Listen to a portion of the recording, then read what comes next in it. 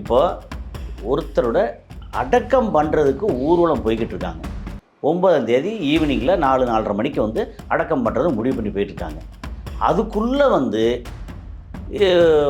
3 கப்பலை வந்து அத்துமீறி வந்து நீ போ அப்படின்னு சொல்லி அங்கே உத்தரவு போட்டு, யார் அமெரிக்கா உத்தரவு போட்டு, நீ போய் அங்கே போய் நொட்டு. இப்போது ஒரு 2 விஷயம் நடக்கணும். அது நடந்தால் உலகம் அமைதியாகும். நம்பர் 1 வந்து இஸ்ரேல் இருக்குல்ல, நேற்று போர் அப்டேட்டில் வந்து ஒரு 80-90 இடத்துல போட்டு அடிச்சிருக்காங்கன்னா, ஹாஸ்பிட்டல் அடிச்சிருக்காங்க, ரயில்வே ட்ராக் அடிச்சிருக்காங்க, பாலத்தை அடிச்சிருக்காங்க, மக்கள் அடிச்சிருக்காங்க அமெரிக்கா. அப்போ இதெல்லாம் பண்ண இப்போ இந்த 2 முறை அடித்து விட்டார்கள், 3வது முறையும் தாக்கி விட்டார்கள். யாரு? ஈரான் வந்து 2 முறை, ஒரு முறை தாக்கி இருக்கு, அமெரிக்கா 2 முறை தாக்கி இருக்கு. இப்பொழுது மீண்டும் தாக்குதலுக்கு ஈரான் காத்திருக்கிறது. நேயர்களே, இன்றைக்கு சர்வதேச அளவில் மீண்டும் போர் மேகங்கள், வார் கிளவுட்ஸ், அது வந்து அதிகரித்திருக்கிறது. மத்திய கிழக்கில் ஒரு அமைதியற்ற சூழ்நிலை. பெரியவர் ஆயத்துல்லா கமேனியுடைய இறுதி யாத்திரை, அவருடைய அடக்கம் முடிந்து போய்விட்டது. இருந்தாலும் அமெரிக்கா தொடர் தாக்குதல்களை, ஆழமான தாக்குதல்களை மையப்படுத்தி இருக்கிறது. அடுத்த கட்ட தாக்குதலுக்கு ஈரான் திட்டமிடுகிறது. நம்முடைய சர்வதேச பகுப்பாய்வாளர் தோழர் கசாலியோடு நான் உங்கள் சுஃபியா சார். வாங்க சார். அதாவது எப்படின்னா, உலக செய்திகளில் நீங்கள் சூப்பர் ஸ்டார், ஓகே, நம்மளும் அங்கங்கே பார்த்து நிறையா வந்து பேசுகிறோம். என்னத்தை பேசினாலும் வந்து ஒரு பக்கம் வந்து எனக்கு கவலையாக இருக்குது சார். கவலை தானே ஒரு பக்கம். நம்ம பேசுகிறோம், இது செய்கிறோம். அந்த மக்கள் அழியும் போது கவலை தானே. யோசிச்சு பாருங்கள், இங்கே வந்து அதாவது எங்கே யூத இனம் அழிஞ்சாலும் சரி, இஸ்லாமியெல்லாம் அழிஞ்சாலும் சரி, பெர்சியனா அழிஞ்சாலும் சரி, எல்லாம் மக்கள் தானே. இப்போ யூத குழந்தைகளை கொண்டு போட்டு சாப்பிடுச்சா சந்தோஷமா இருக்கும். என்ன அது எவ்வளோ பெரிய பாவம். உண்மையில் ஒரு சொல்ல ரொம்ப ஒரு மாதிரி வந்து மனசு வந்து ஒரு மாதிரி சஞ்சலப்படுது. என்ன சொல்லுவாங்க, இது வந்து எப்படின்னா, இது அமெரிக்கா வெற்றி, இது வெற்றி சார். மனிதர்களாக இருந்தால் சஞ்சலப்படணும், அது மிருகமாக இருந்தால் சஞ்சலப்படக்கூடாது. இல்லை, நமக்கு பின்னூட்டத்தில் சிலர்லாம் வந்து இப்படியா அப்படின்னு பேசுகிறாங்க. இதெல்லாம் ஒரு பக்கம் இருக்கட்டும். ஆனால் என்னென்னா, இப்போது ஒருத்தரோட அடக்கம் பண்ணுறதுக்கு ஊர்வலம் போய்கிட்டு இருக்காங்க. 9ஆம் தேதி ஈவினிங்கில் 4:30 மணிக்கு வந்து அடக்கம் பண்ணுறது முடிவு பண்ணி போயிட்டுருக்காங்க. அதுக்குள்ளே வந்து 3 கப்பலை வந்து அத்துமீறி வந்து நீ போ அப்படின்னு சொல்லி அங்கே உத்தரவு போட்டு, யார் அமெரிக்கா உத்தரவு போட்டு, நீ போய் அங்கே போய் நொட்டு அப்படின்னு சொல்கிறதுக்கு இது கெட்ட வார்த்தை இல்லை, அது கடுப்பான வார்த்தை. அது கெட்டது இல்லை, கெட்ட வார்த்தை கிடையாது. என்னென்னா, நீ வந்து அங்கே போ, 3 கப்பலும் போ, எப்பா நீ மாற்றுப்பாதையில் போகாத, நீ வராத, நான் அடிப்பேன். இங்கே ஏற்கனவே இப்போ லெபனானில் வந்து பயங்கரமாக இஸ்ரேல் அடிச்சிட்டு இருக்காங்க, சொல்லு கேட்க மாட்டுறாங்க. இஸ்ரேலை வந்து கட்டுப்படுத்தணும் அப்படின்னா நான் இதை கட்டுப்படுத்துவேன், அப்போ நீ சொல்லு கேளு அப்படின்னா, இல்லை அப்படித்தான் வருவோம், என் முதலாளி சொல்லியிருக்கான் அப்படின்னு, யார் அமெரிக்கா சொல்லியிருக்கான் அப்படின்னு போனால் நான் அடிப்பேன்னு அடிக்கிறாங்க. அடித்தா நீ எப்படி இங்கே அடிக்க போச்சு அப்படின்னு உலகத்தில் இத்தனை நாடுகள் இருக்குல்ல, அத்தனை நாடுகளுக்கும் பொங்கி வராத ஒரு சூடு சொரணை அமெரிக்காவுக்கு வருதான். அவன் வந்து இங்கே வந்து ஒரு சவுதி அரேபியா கப்பல், ஒரு கத்தார் கப்பல், ஒரு இந்திய கப்பல், இந்த 3 கப்பல் அத்துமீறி வருது. அவங்க அதை அடித்ததுக்கு அந்த 3 நாடுங்களும் வரணும். சவுதி வரணும், கத்தார் வரணும், இந்தியா வரணும், இல்லை இது சம்மந்தப்பட்ட வேறு வேறு அரபு நாடுகள் எல்லாம் வரணும். ஆனால் அமெரிக்கா வந்து தான் நொட்டுவானா இங்கே வந்து. அப்போ இதே வேலையை வந்து எத்தனை வருஷம் தான் பண்ணுவாங்க? அதுதான். அப்போது இந்த பூனைக்கு மணி கட்டணுமா இல்லையா? இல்லை, இதில் இந்த அரபு நாடுகள் ஒரு முடிவு எடுத்தாங்கன்னு வைங்க, தீவிர எடுக்க மாட்டாங்களே, எல்லாம் மன்னராட்சி, தீர்க்கமான முடிவு இல்லை எடுக்க மாட்டாங்களே. போர் மண்டலம் இல்லாதவாக மாற்ற வேண்டும், நீங்கள் போங்க. அதான் என்ன பிரச்சனைனா, இதெல்லாம் பண்ணுறாங்களாம். சரி, இவ்வளோ பண்ணிட்டாங்கல்ல, அடக்கம் ஒரு பக்கம் நடக்கிறதுக்கு ஊர் நடக்குது, கோடிக்கணக்கான பேருக்கு, அதாவது லட்சங்கள் இல்லை, கோடியில், மல்டி மில்லியனில் கிட்டத்தட்ட 30 மில்லியன் 40 மில்லியன் 25-30 மில்லியன் கார்டியன் சொல்லுது. 30 to 40 மில்லியன் 4 கோடி பேர். அங்கங்கே அவ்வளோ கூட்டம், அந்த க்ரௌடெல்லாம் பார்க்கணுமே. அந்த மஷாது ஈராக்ல 23 லட்சம் பேர் கூட்டியிருக்காங்க. யோசிச்சு பாருங்க. Najaf and their accumulation, the people to gathering in a place is so called 2.3 million. 2.3 million அப்படின்னா 23 லட்சம் பேர். நம்ம கிட்டத்தட்ட ஜல்லிக்கட்டு கூட்டினாங்கல்ல, அதுலேருந்து 3 மடங்கு ஒரே இடத்துல நஜஃப் அண்டு கர்பலா. அந்த புரிந்த இடம் அதான் நஜஃப் கர்பலா. அப்புறம் மஷாதில் இது ஷ்ரைன் ரேசா, அங்கே வந்து இப்போ அடக்கம் பண்ணால் அந்த பிரசாதில் அவருடைய சொந்த ஊராக சொல்லுவாங்க அங்கே தான். சரி, இதெல்லாம் இது பண்ணும்போது ஒருத்தரோட துக்க வீடு. ஓகே, நம்ம வந்து பெரிய எதிரியாக இருந்தாலும் சரி, கோவத்தில் போய் அவனை போட்டு தள்ளுன்னு போனால் கூட, என்னப்பா கூட்டமாக இருக்குது, இல்லைப்பா அந்த வீட்டில் ஒரு பாட்டி இறந்து வச்சுப்பா, அப்படியே அருவாளை வச்சுட்டு அப்படியே திரும்பி போயிடுவாங்க. மனுஷனாக இருந்தால் அதுதான் செய்வாங்க. மனித தன்மை. இப்போ நம்ம இந்தியாவிலலாம் பார்க்கும்போது, நம்ம ஊரில் பாருங்கள், நம்ம சினிமாவில் பார்த்துருக்கோம், நேரில் பார்த்துருக்கோம், நிறையா கேள்விப்பட்டிருக்கோம், செய்தியாக கேள்விப்பட்டிருக்கோம். அவனை கொல்ல வெளியில் போய் அவனை கொல்லணும்னு அருவாள் எடுத்துகிட்டு போவாங்க. போயிட்டா அந்த தெருவுக்கு போவாங்க. போனால் அவன் வீட்டில் இருக்கானா பார்த்து பிடிச்சி தெருவில் இழுத்து போட்டு கண்ட துட்டமாக வெட்டி இப்படி பண்ணுறானா அப்படின்னு போவாங்க. போனால் அந்த தெருவில் கூட்டம், அங்கிட்டு தூரத்தில் கொஞ்சம் பந்தல் போட்டிருக்கு. அப்புறம் என்னடா அப்படின்னு சொல்லி பார்த்தா அந்த பாட்டி இறந்து வச்சு. உடனே சங்கு ஐயோ அப்படின்னு சொல்லிட்டு, என்னாச்சு, இல்லை ஒன்றும் இல்லை அப்படியே திரும்பி போகிறான். அவன் அத்தனைக்கும் மிருகமாக இருந்து மனிதத்தன்மையோடு இருந்த மிருகம். இதில் ஒரு விஷயம் என்னென்னா, பொதுவாக நேற்று கூட நான் பேசியிருந்தேன். அதாவது வெள்ளைக்காரர்கள் அமெரிக்கர்கள்லாம் பெரிய நாகரிகம் உள்ளவர்கள்னு நம்ம சொல்கிறோம். ஆனால் இப்போது பார்த்தால் அவர்கள் மிகப்பெரிய பொய்யர்களாகவும் மனிதநேயத்திற்கு அப்பாற்பட்டவர்களாகவும் உள்ளவர் இருக்கிறார். என்னன்னா, சிவப்பாக இருக்கிறவன் பொய் சொல்ல மாட்டான், வெள்ளையாக இருக்கிறவன் பொய் சொல்ல மாட்டான் அப்படின்னு ஒரு சொற்றொடை கொண்டு வந்து, வெள்ளையாக இருக்கிறவன் பூரா வந்து உயர்ந்தவர்கள், சிவப்பாக இருக்கிறவன் வந்து உயர்ந்தவர்கள், எக்ஸ்ட்ரீம் போர்ட்ரேட். அது போர்ட்ரேட் பண்ணுறது. அந்த மாதிரி வெள்ளையர்கள் மாதிரி, அதாவது யூரோப்பியன் மாதிரி மனிதர்களை கொலை பண்ணி கதற இப்போ இல்லை, பல நூற்றாண்டுகளா. சார், இந்த ஸ்காட்லாந்து இருக்கு பாருங்க, கெட்டி விட்டு ரெண்டா பிச்சாங்க, இப்படி ஆளை தொங்க விட்டு ரெண்டா. இதெல்லாம் பயங்கரம். அப்போது இந்த நாகரிகமற்ற பார்பேரியன்ஸ் இருக்காங்கல்ல, பயங்கரம். அவங்க தான் வந்து யூரோப்பியனும் அமெரிக்கனும். ஏன்னா அமெரிக்காவில் யார் இருக்கா, யூரோப்பியன் தான் அங்கே போயிருக்காங்க. அமெரிக்கா வரலாறுல பூரா அப்படி தானே வருது. அங்கே தான் அங்கே இருக்கிற அமெரிக்கா பழங்குடியினர் இருக்காங்கல்ல, அவங்கள கொலை எடுத்தவங்க. இங்கே ஒன்று நடந்துச்சு, கழுவேற்றினது, நம்ம ஊரில் கழுவேற்றினது, அது தனியாக அது. அப்போது இந்த மாதிரி பார்பேரியன்ஸ் இருக்காங்கல்ல, அவங்க வந்து நாங்கள் சொல்கிறதா நாகரிகம், இந்த மாதிரி உடப்போடு இது நாகரிகம், இந்த மாதிரி செய் இது நாகரிகம் அப்படின்னு சொல்லி மக்கள் மத்தியில் புகுத்தியிருக்காங்க. அவ்வளோதான். இப்போது ஒரு துக்க இடத்துல போய் குண்டு போடுறமே, அது சரி, எங்கே குண்டு போடுற, முதல்ல என்ன போட்டாங்க, அங்கே இதில் அடித்தாங்க, ரேடார் அடித்தாங்க. அதுக்கப்புறம் வந்து இந்த ஆயுத சம்மந்தப்பட்ட இடத்துல அடித்தாங்களா, அடிக்கிற. சரி, ஏன் அடிக்கிற, உனக்கு ஏன் வந்து வலிக்குது, நீ எங்கேயோ இருக்கவன் தானே. அப்போ என்ன இது வரைக்கும் நான் இப்போ சொல்கிறது என்ன தெரியுமா, நீ வந்து உன் இடத்த பாதுகாப்பாக நினச்சிக்கிட்டு அங்கேருந்து ஊர் உலகம் பூரா கப்பலை வச்சு இங்கே வச்சு காசை கொடுத்து அங்கே இடமெல்லாம் வாடகைக்கு பிடிச்ச மாதிரி பிடிச்சி வச்சுக்கிட்டு அங்கே நீ வந்து அடிச்சுக்கிட்டு இருக்க. எவனாவது ஒரு நாடு இங்கேருந்து கிளம்பி அமெரிக்க நிலத்தில் ஒரு ராக்கெட்டு விழட்டும், அவ்வளோதான், உருக்குலைஞ்சு போயிடுவாங்க. ஒரு ராக்கெட்டு நான் சொல்கிறேன். இங்கேருந்து ஐசிபிஎம் ஒன்று கிளம்பி போகுது, அவன் இன்டர்செப்ட் ஐசிபிஎம் போகிற வேகத்துக்கு படார்னு இன்டர்செப்ட்லாம் பண்ண முடியாது. பண்ண முடியாதுன்னா அவனுடைய ஐட்டம் தானே இங்கே தெரிஞ்சிட்டல. ஆமாம், இப்போ terminal high attitude air defence system, ஆமாம், தேட் சிஸ்டம் ரெண்டுமே ஃபெயிலியர் ஆகிட்டு. இப்போ அவனுக்கு என்ன புதுசாக அங்கே வந்து எப்படின்னா, ஏன் ஃபெயிலியர் அப்படின்னா, அதுக்கு வந்து மெனுவரபிளாக இருக்கிறது ஒரு விஷயம், அது சூழ்ச்சி பண்ணும். என்ன, அது மெனுவரபிள் இல்லாமல் நீங்கள் வந்து ஹையாக இதில் 8000 கிலோமீட்டர் 10,000 கிலோமீட்டர் போகும்போது அது போய் அங்கே போய் ஒரு ராக்கெட்டு, ஓகே, ஒரு குண்டு ஒரு நியூயார்க்லேயோ வாஷிங்டன் டிசிலையோ போட்டு அடிக்கட்டும். அதாவது முன்னாடி அடித்த அந்த 11 இருக்கு இல்லையா, 9/11, அது வந்து எப்படின்னா அங்கேருந்து ஃப்ளைட்டை வச்சு அந்த ஓட்டி அடித்தாங்க அப்படின்னு சொல்லி அது ஒரு இது இருக்குது.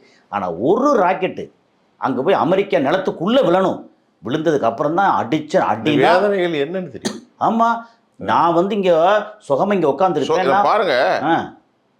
காசாவில் மக்கள் இனமே இல்லாமல் ஆக்கிட்டாங்க கிட்டத்தட்ட.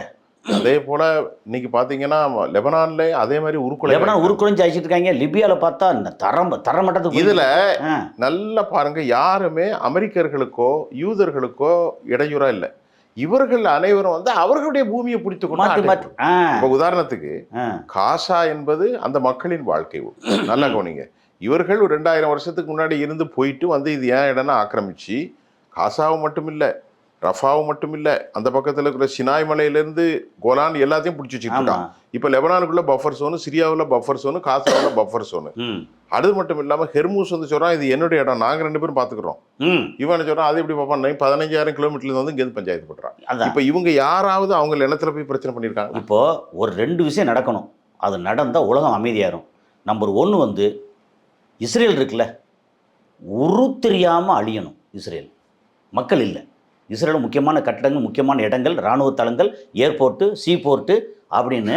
அதுக்கப்புறம் வந்து இந்த இது இருக்கு இல்லையா, அராது, டிமோனா அப்படின்னு இடம் பூரா உருத்தெரியாமல் அழியணும். அது அழிக்கிறதுக்கு வல்லமை வந்து ஈரானுக்கு இருக்கா? வாய்ப்பு இருக்குது. சொல்ல முடியாது. ஏன்னா ஒரு 3000-4000 மிசைல் வச்சுருக்காங்கன்னு சொல்கிறாங்க. ஒரு 20,000 ட்ரோன் வச்சுருக்கா சொல்கிறாங்க. இப்போ இறக்கப்பட்டு செஞ்சுக்கிட்டு தானே இருக்காங்க. இன்னும் செஞ்சுட்டு வேறு விஷயம் செஞ்சுக்கிட்டு இருக்காங்க. இப்போ அவங்களுக்கு ஒரு பெரிய இப்போ சப்போர்ட். இஸ்ரேலை வந்து உருத்தெரியாமல் அழிச்சாங்கன்னா மக்களாக இருக்கட்டும், மக்கள் இருக்க இடத்த அடிக்க வேண்டாம், அவன் மக்களாக இருக்கட்டும், இதை உருத்தெரியாமல் அடிக்கணும். ஒரு ராக்கெட்டாவது அமெரிக்க நிலத்தில் போய் விழணும். அப்படி பண்ணால் அமெரிக்க நிலத்தில் வந்துச்சா யாரா என் இடத்துல போட்டு வருவான்ல, நீ வாடா, நீ வந்து பாடுறா. அப்போ வந்து என்னென்னா இப்போ வழக்கம் போல் சைனாவோ ரஷ்யாவோ வேடிக்கை பார்க்காம இறங்கி வரணும். இப்போ நேற்று போர் அப்டேட்ஸ் என்னது உண்டா? நேற்று போர் அப்டேட்டில் வந்து ஒரு 80-90 இடத்துல போட்டு அடிச்சிருக்காங்கன்னா, ஹாஸ்பிட்டல் அடிச்சிருக்காங்க, ரயில்வே ட்ராக் அடிச்சிருக்காங்க, பாலத்தை அடிச்சிருக்காங்க, மக்கள் அடிச்சிருக்காங்க அமெரிக்கா. அப்போ இதெல்லாம் பண்ணது பின்னாடி பார்த்தீங்கன்னா இமாம் அலி ஹாஸ்பிட்டல்லாம் மக்கள் தானே வருவாங்க. பாலங்கள் மக்கள் தானே, பிரிட்ஜஸ் யூஸ் பண்ணுறது, ரயில்வே ட்ராக் பொது போக்குவரத்து, பொது, அதாவது சிவிலியன் போகிறது அவங்க பயன்படுத்தி எல்லாத்தையும். இவங்களோட புத்தி என்ன? அதாவது ஏற்கனவே சொல்லிட்டே இருக்கேன்ல, நீ ஒரு வீரன் வந்து வீரனை போய் ஆடுறா.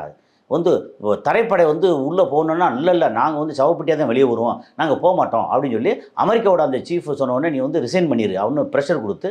அது பீட்டர் எக்ஸத் வந்து ரொம்ப கோபத்தில் நீ ரிசைன் பண்ணு, இல்லை நான் உன்னை தூக்கிடுவோம், அப்படி டிஸ்மிஸ் பண்ணிடுவோம் அப்படின்னு சொல்லி விரட்டினாங்க. அவங்களால ஒன்றும் பண்ண முடியாமல். ஆனால் இப்போ வரைக்கும் அவன் கையில் ஆயுதம் இல்லாமல் இருக்குமா? இருக்குது. அதை வச்சு அடிக்கிறான்ல. எப்போ அடிக்கிறான்? அங்கே மக்கள் பூரா ஒன்று கூடி, தலைவர்கள் எல்லாம் சேர்ந்து அங்கே ஊர்வலத்தில் ஒன்று கூடி இருக்காங்க.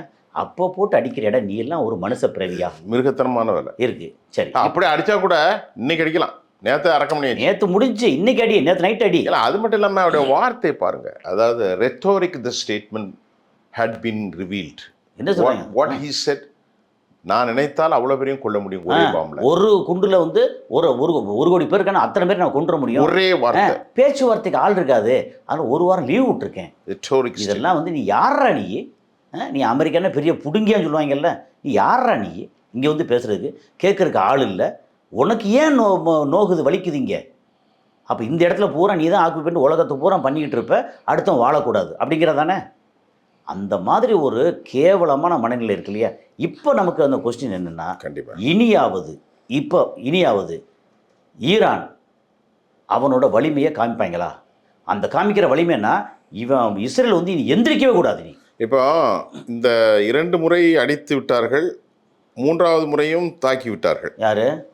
ஈரான் வந்து 2 முறை, ஒரு முறை தாக்கி இருக்கு, அமெரிக்கா 2 முறை தாக்கி இருக்கு. இப்பொழுது மீண்டும் தாக்குதலுக்கு ஈரான் காத்திருக்கிறது. இருக்கு. என்ன நடக்க போகுன்னு தெரியல. இஸ்ரேல் வந்து என்ன சொல்றாங்க தெரியுமில்ல, ஏற்கனவே 2 முறை நாங்கள் ஈரானை தாக்கி இருக்கோம், தேவைப்பட்டால் 3வது முறையும் தாக்க தயாராக இருக்கும். இல்லை அவங்க தானே எல்லாத்துக்கும் காரணம். இல்லை அவன் காரணமானவனை வந்து ஏன் வேடிக்கை பார்க்குறான்? அடிக்கணும்ல. ஒரு விஷயம் நமக்கு ஒரு விஷயம் என்ன சொல்கிறாங்க, கண்ணுக்கு கண் பல்லுக்கு பல்லுன்னு சொல்கிறீங்கல்ல. இஸ்ரேல் இவ்வளோ பண்ணிட்டு இருக்கான்ல, அவனை அடிக்கிறத விட்டு எது தடுக்குது? நீங்கள் வான் பாதுகாப்பை ஏமாற்றி வான் பாதுகாப்பு செயலுக்கு வச்சு அதை எல்லாத்தையும் ஒன்றும் இல்லாமல் போட்டு அடிச்சிட்டீங்க. இன்னும் வந்து நகர முடியாத அளவுக்கு அடிக்கிறதுக்கு உங்களுக்கு என்ன பிரச்சனை? இல்லை அமெரிக்கா வந்துருப்போம், அமெரிக்கா கப்பலில் அடிச்சிங்கல்ல, அமெரிக்காவோட F-35 வரைக்கும் அடிச்சிங்கல்ல, அமெரிக்கா நிலத்தில் ஒரு குண்டை போகிறது உங்களுக்கு என்ன பிரச்சனை? இப்போ இஸ்ரேலில் ரிஃபைனரிஸ்லாம் இன்னும் ஃபங்க்ஷன் ஆகலை, எரிஞ்சிக்கிட்டே தான் இருக்குது. 60% காலியாயிட்டு. காலியானால் கூட வந்து அவனுக்கு வந்து சப்ளை பண்ணுறதுக்கு தான் துருக்கி இருக்காங்க, சப்ளை பண்ணுறதுக்கு. அசர்பைஜான் துருக்கி இவங்க தானே. இப்போ அவனுக்கு துருக்கியை பற்றி தான் சொல்லிட்டாப்லே. துருக்கி வந்து அவன் ரொம்ப நல்லவன், நான் சொன்னால் என் சொல்லுக்கு மேலே போக மாட்டேன். அமெரிக்க அதிபர் ட்ரம்ப். ஏன்னா நான் சொன்னனால தான் அவனுக்கு இஸ்ரேல் போரிட மாட்டான், 2 பேரும் சண்டை வராது, நான் பார்த்துக்கிடுவேன் 2 பேரும். எல்லாம் அப்படித்தான் தான் இங்கே வந்து. அப்போ அவங்களாம் யார்? பாகிஸ்தான் சொன்னா. துருக்கி அதிபர்லாம் யார்? எரடோகன். இவனெல்லாம் ஒன்று தான். பெஞ்சமின் நெத்தன்யாகு மாதிரி தான் எரடோகன். பெஞ்சமின் நெத்தன்யாகு எதிரி, இவன் துரோகி. அப்படிதான். ஓகே. அப்புறம் இவன் வந்து பாகிஸ்தானோட இராணுவ வீரர்கள் அரபு நாடுகளில் வந்து கூடியிருக்காங்க, குமிஞ்சிருக்காங்க. இப்போ எனக்கு அவனுக்கு பாவம் அங்கே சாப்பாடு கிடைக்காது, இங்கே கிடைக்கும், பணம் கிடைக்கும். ஒரு 8000 பேர் வந்து இராணுவ வீரர்கள் வந்திருக்காங்களா? முதல்ல ஏற்கனவே 15,000 இருக்காங்கல்ல சவுதியில். பட் இப்போ வந்து மற்ற இடங்கள்லையும் அமெரிக்கா சொல்லி ஒரு 8000 பேர் வந்து அநேகமாக வந்து குவைத்து, பஹ்ரைன், கத்தாரு எல்லா நாட்டிலையும் வந்து அங்கே வந்து ஒரு 8000 பேர் வந்திருக்காங்களா பாதுகாப்புக்காக. சரி, 8000 பேர் இல்லை, 80,000 பேர் வாங்கப்பா. அங்கே ஒரு 10 லட்சம் பேர் இருக்காங்க, என்ன செய்ய போகிற? இல்லை இங்கே 8000 பேர் வந்து என்ன செய்ய போகிறாங்க?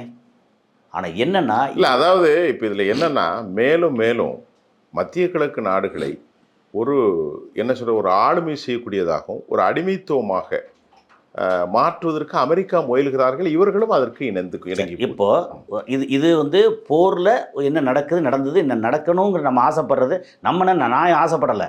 இதை வந்து எனக்கு நிறைய பேர் ஃபோன்லேயும் மெசேஜ்லேயும் என்ன சொல்கிறாங்க, அமெரிக்காவை அடிக்கிறதுக்கு ஏன் தயங்குறாங்க அப்படின்னு கேட்குறத நான் கேட்குறேன் இப்போ.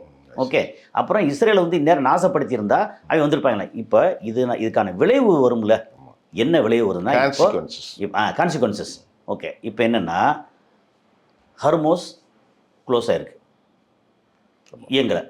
ஓகே, ஹர்மோஸ் இயங்கலைன்னா உலகத்தின் 20% மேற்பட்ட எரிபொருள் சம்பந்தப்பட்ட விஷயங்கள் அரபு நாடுகளுக்கு வந்து சாப்பாடுலேருந்து ட்ரெஸ்ஸுலேருந்து மருந்து பொருள்லேருந்து அத்தனை மெட்டீரியலும் போகக்கூடிய விஷயங்கள் எல்லாமே தடைப்பட்டிருக்கு. 100% தடைப்படாட்டால் கூட இதில் 100% ஹர்மோஸ் தடைப்பட்டிருக்கு. ஃப்ளைட்டில் வரலாம், வேறு போர்ட்லேருந்து வரலாம், எல்லாம் வந்து சேரலாம். ஆனாலும் அது பத்தாது.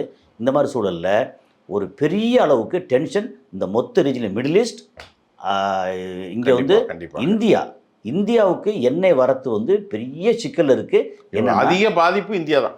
என்னன்னா சைனா கூட மேனேஜ் பண்ணிக்கிறான். சைனா வந்து கஷ்டம் மேனேஜ் பண்ண முடியாது. என்ன பிரச்சனை, ஏன் பண்ண முடியாதுன்னு சொல்லுங்க. முன்னாடி வந்து வெனிசுலாலேருந்து போட்டிலாம் கொண்டு வந்துருந்தான். வெனிசுலா மொத்தத்துக்கு கைவிட்டு போயிடுச்சு. அப்புறம் ஈரான்லேருந்து ஃபுல்லாக வாங்கிட்டு இருந்தான். ஹர்மோஸ் வந்து எப்படி பார்த்தாலும் இவன் அடிக்கணும், மற்றவன் அடிச்சு விட்டு பண்ணுறாங்க, கொண்டு வர முடியல. அப்புறம் ரஷ்யாவில் வந்து ரிஃபைனரி, ஸ்டோரேஜ் டேங்க் எல்லாத்தையும் அடிச்சு தூக்கிட்டாங்க. இப்போ ரஷ்யாவில் வந்து ஒரு வீடியோலாம் பார்த்துருப்பீங்க, என்ன இது பெட்ரோல் பங்கு நோக்கி ஒரு 5 கிலோமீட்டருக்கு வண்டி நிற்கிது. கண்டிப்பாக இப்போது ரஷ்யாலேயும் எண்ணெய் பற்றாக்குறை. அந்த எண்ணெய் பற்றாக்குறை கிடைக்கக்கூடிய எண்ணெயை வந்து அவன் ஐரோப்பா கொடுப்பானா, சைனா கொடுப்பானா, இந்தியா கொடுப்பானா? இந்தியாவுக்கு வந்து எண்ணெயும் இல்லை. அப்புறம் எண்ணெய் வந்தால் தான் அதுலேருந்து வரக்கூடிய பை ப்ராடக்ட் யூரியாவும் பெருசாக இல்லை. அப்புறம் சவுதி அரேபியா பெரிய அளவுக்கு யூரியா கொடுத்தாங்க. அங்கேருந்து மொத்தத்துக்கு ப்ரொடக்ஷனே குறைஞ்சி போச்சு. யூரியா கிடையாது, எண்ணெய் கிடையாது. அப்போ இந்தியா வந்து என்ன செய்ய போகிறது? கேள்வியோட முடிச்சுக்கலாம். இன்னைக்கு நிறைய பேசிட்டோம் சார். மீண்டும் நம்ம அடுத்த நீங்கள் பேசுறதுக்கு இதுதான், வேற ஒன்றும் பெரிய செய்திகள் இல்லை.